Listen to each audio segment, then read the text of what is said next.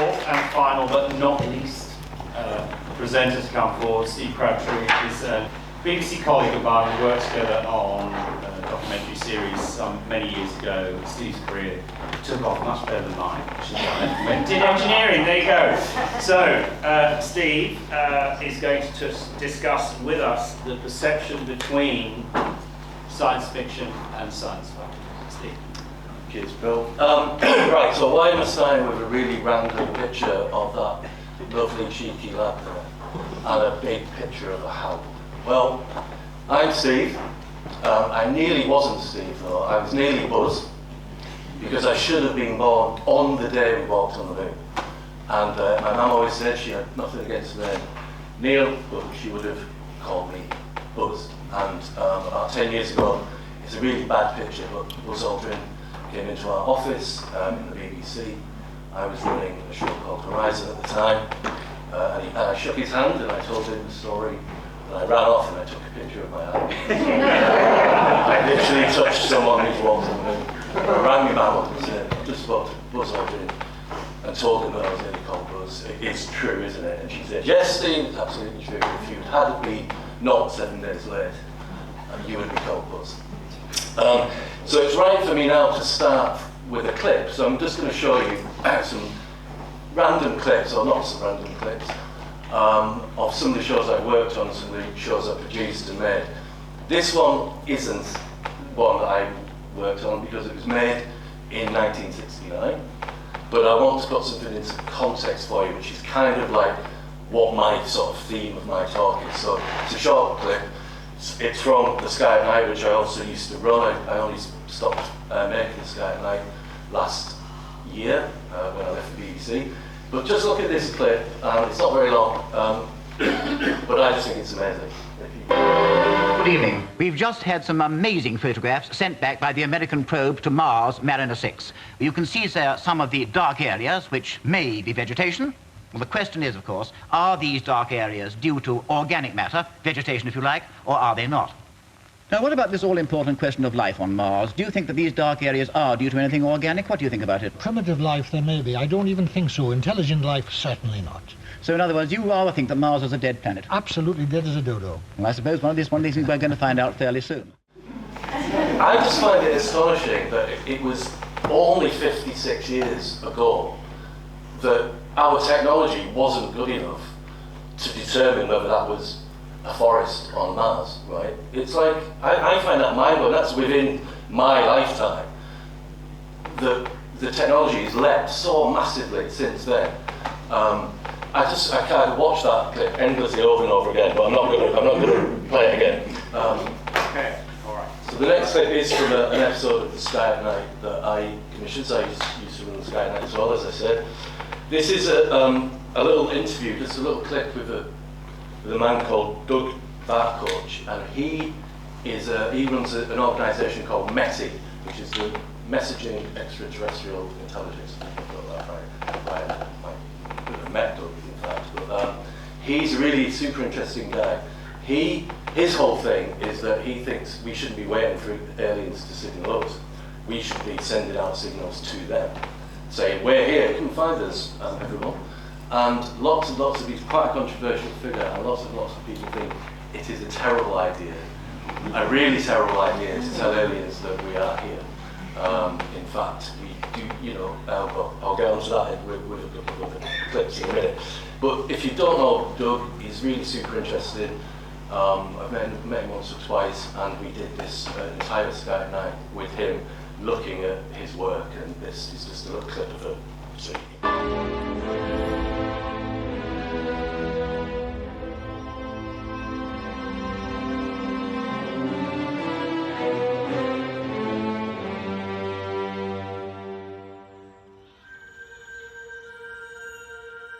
This is Professor Doug Varcoach. He's an astrobiologist, and he's trying to communicate with aliens. I have no doubt that aliens have to exist somewhere out there. If there's no one else out there, it would be a miracle. And I don't believe in miracles. Varcoach spent much of his career working at the SETI Institute, an acronym which stands for the Search for Extraterrestrial Intelligence. But in 2015, he decided to stop waiting for the aliens to come to us. The SETI organizations that exist have avoided the controversy of sending messages into space. And yet, maybe that's what we need to do to make first contact. And so that's how METI International came to be. He is now the president of METI International, which stands for Messaging Extraterrestrial Intelligence. They use a powerful transmitter to send a signal out into space in the hope that aliens will find it and respond. The goal of METI is to establish first contact.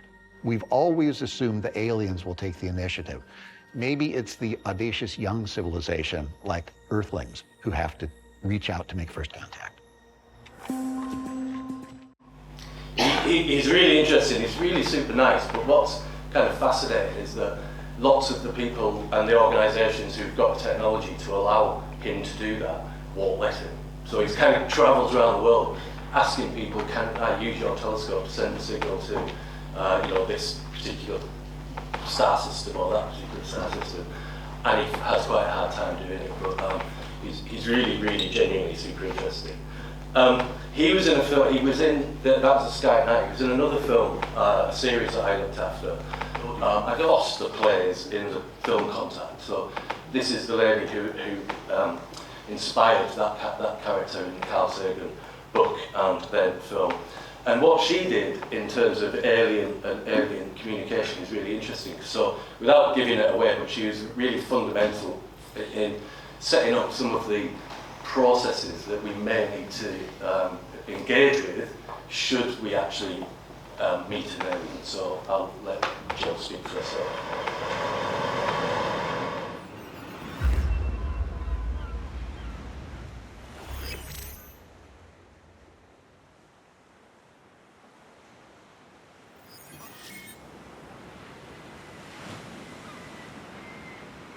I think that we can begin to take on the challenge of first contact if we think of ourselves as Earthlings and think about the fact that when compared to something else that may have evolved on a planet around a different star, that all of us humans, we're all the same.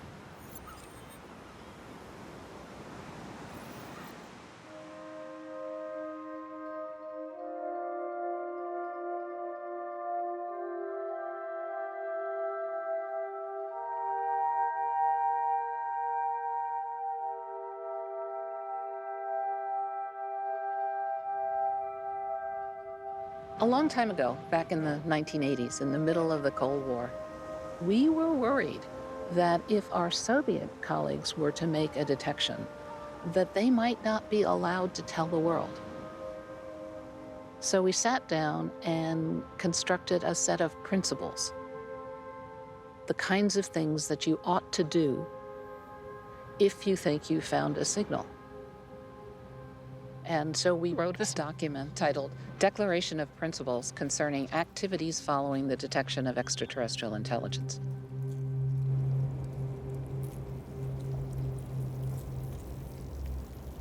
It starts out by saying, if you think you've found something, then try and verify it, because we actually are mindful of the fact that there could be a deliberate hoax. There are actually 9 principles. I think the most important one is number 8.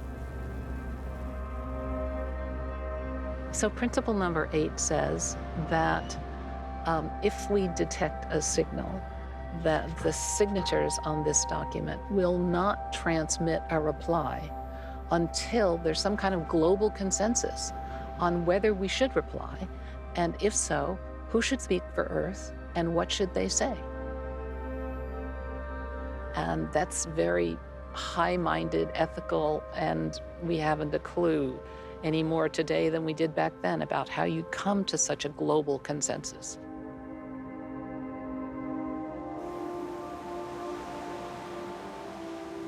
But if indeed there is an international consensus, then I am in favor of sending a reply.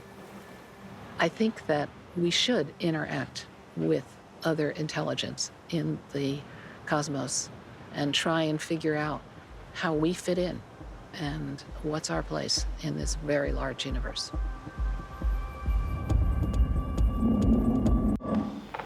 So that was a three-part series, and it kind of, if you are a fan of the books, or if you know the books, it kind of loosely followed each of the three novels. Everyone you've seen so far is in this presentation has been a scientist actively working in trying to discover alien life, in one way or the other. But I'm going to end with this clip, the last clip, which is with Cixin Liu himself, who wrote The Three-Body Problem. And if you don't know his work, I highly recommend it, but let's just see what he's kind of like the biggest science fiction writer, I would argue, in the world right now. I think Netflix are doing another series of Three-Body Problem. Anyway, this is what he thinks we should be or should not be doing. I'm sorry, I'm zooming this down because this clip is subtitled, and I'm noticing that we're losing the edge of the picture on the left and right. He speaks in Chinese, so we subtitled him. Thanks.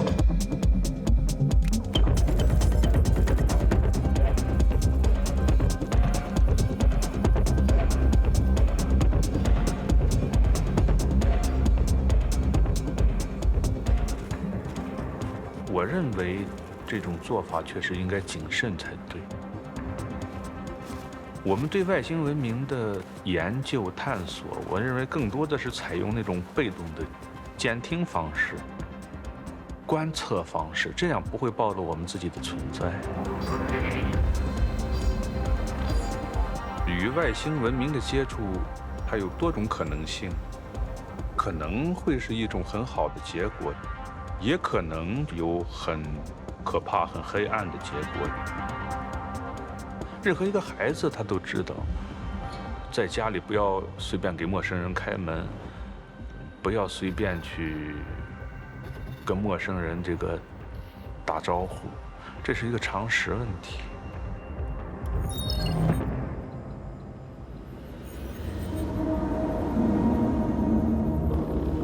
So I'll just end with I've got to read this out because I've got terrible memory. I'm going to end with a quote from Arthur C. Clarke, again another science fiction writer, which I'm sure a lot of you have heard of.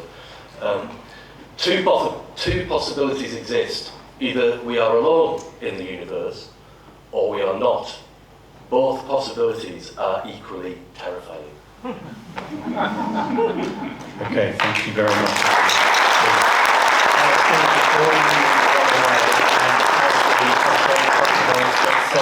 Because we're going to go to musical interlude now.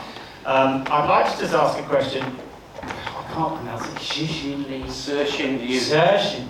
Okay. That won't be correct, but that's as good as I've met him. A question. He obviously, with his age, grew up in a China that was a very different China than it is today. A very closed China, a very restrictive China, and although some people would argue that politically it's probably no different, the reality is that the government controlled the narrative and the content. He takes a very, I would say, conservative view about our choice to attempt to contact the rest of the universe. Do you think that in part, having met him and having worked with him, that may come from an ideology of where he grew up? Or do you think he honestly, from a free-thinking writer, has explored that ideology and has said, look, at the end of the day, we've got to question whether we do this? I think the latter, in truth, because he is, he's unbelievably well-read. Arthur C. Clarke is like #1 hero of all time, and he knows his science fiction really well. And a lot of his writings are all based on science papers. Like he's quite fair. Like a lot of the books are quite dense because he's very scientific. So I think there's lots of other Chinese fiction which takes a completely different approach. That's his unique. Okay. So you've got a benchmark to measure him. Yeah, so there's lots. I threw myself into Chinese science fiction for 3 years making that series and read a lot. And there's all sorts of viewpoints because it's in that sense, it's far more open than you might think. Okay. The trilogy involves the first book, which has now been turned into a Netflix series. Do you understand if actually book 2 and book 3 intend to be turned into series as well? I think they want to try and do them all, ultimately. But if you like the series, if you are a fan of the series, I honestly think you should read the books, because they've changed a lot in the series. Not for the worse, but they're just quite different. Just editorially to turn into drama. Yeah. Okay, so now you produce a 3-part series. What I'm really hoping that we can negotiate is that next year we should be able to show those, because that was a factual version of the book. Yeah. We need to talk a little bit more about that, I think, as we go forward. But the general premise of conservatism, do you think that that is something, having met the Meti guy, is something that is generally across science? Where do you think the balance is? Do you think people are more like, no, we should try and contact them, or not? What's your perception? Gosh, it's a really good question. I don't know. I think one of the themes I was really trying to make in my presentation was that we often hear in the sort of UFO community, if you want to put it like that, but we often hear of cover-ups and conspiracies, and are people, what do the governments really know? And I guess what I want to show is that there are actually literally thousands of scientists spending millions of pounds looking for aliens. It's not like they're not covering it, like it's there, so they're actively doing it. And the thing with Doug compared to, say, Jill is, should we be sending signals, should we not? I mean, I think he's quite controversial. I mean, I think most scientists would say that's a bad idea.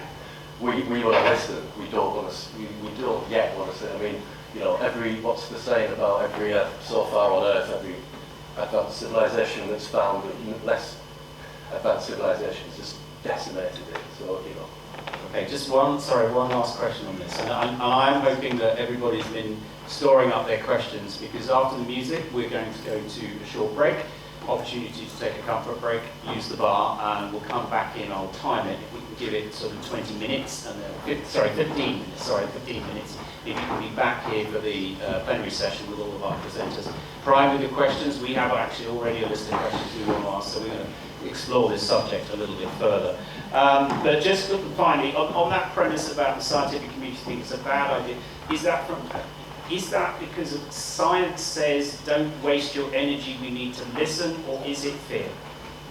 I don't know. I have no idea. I mean, I think again, it's like in the Rendezvous with the Future, which is what that series was called.